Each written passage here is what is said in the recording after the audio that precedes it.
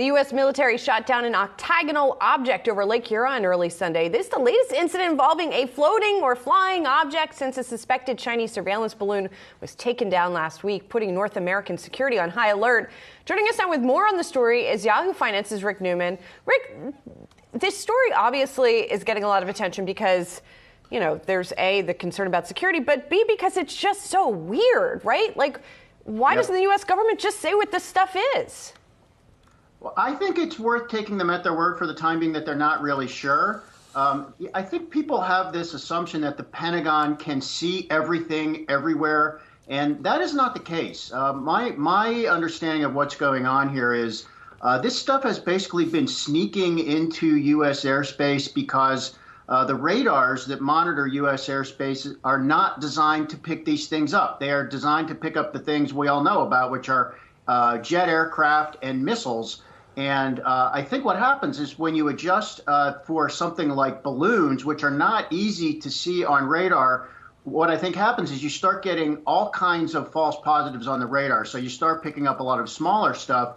But I think what clearly has happened is they have tweaked the algorithm on the radars, so they're now finding more stuff. And they're probably having to sort through a lot of additional signals as well, which can be problematic. So this is going to get worked out. But in the meanwhile, a couple of things. How many more of these objects are there? And what in the heck is going on in China? If you think that most of this or all of this is coming from China, what is Xi Jinping thinking? I mean, this is not good. This looks like China does not have its act together. Are these things going to continue to drift into U.S. and Canadian airspace because they're already floating around up there and they can't be recalled?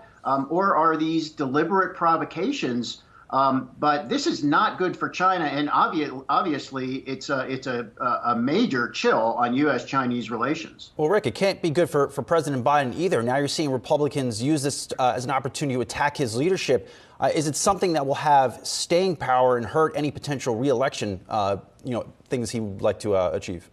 Well, notice what's happened there was a difference between the first big balloon that drifted all the way across the United States before they shot it down and these other ones. So Biden's now pow, pow, pow. He's shooting them down all over the place, right? So is that a response to Republicans who said he wasn't aggressive enough by not shooting down the first one right off the bat?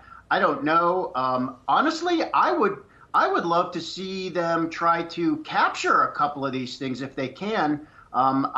They may have some technology where you can sort of get these things into a net. They have been able to do that with satellites in the past. It's an interesting question. To what extent do the intelligence people say we would love to have one of these things intact to be able to figure out what it is without having to deal with, wreckage and debris? And the political side and the White House is saying we can't afford that politically. We just have to look tough on these things. This is going to play out over weeks and months. Even if there are no more of these things, I think we're probably going to get some assessments from the intelligence people. Some of that will be classified, but they really need to say something publicly about what's going on here. There probably will be more briefings for Congress, perhaps some hearings. So we're going to learn a lot more about this. They just need to strap a jetpack on somebody and send him up there, an airman, and send him up there to take some photos and video of the thing. Come on, it seems pretty straightforward there, Rick. Let's be real. They are doing that. I mean, they are flying U-2, the old U-2, which can go. Right. I mean, they must have pictures of these things before they shoot them down. Absolutely. So that's what everybody is not thinking about this. They are looking as closely as they can at these things. The old U-2 from the Cold War days, that can fly, I think, as high as 80,000 feet. It can stay up there for a long time. It can take pictures. They have all kinds of other sensors on that airplane, audio sensors, technical sensors, measurement sensors to figure out what these things are doing. So it's really not the smartest thing to just shoot these out of the sky. The moment you know they're there, it'd be better to learn as much as you can about what they're doing. So to some extent, all these people, these trigger-happy Republicans saying, just shoot at everything, that is not the smartest move, I think, from an intelligence gathering perspective. Well, keep looking up today, Rick, and please do flag our breaking news channel if you see anything new. Rick Newman, thanks so much. Appreciate it.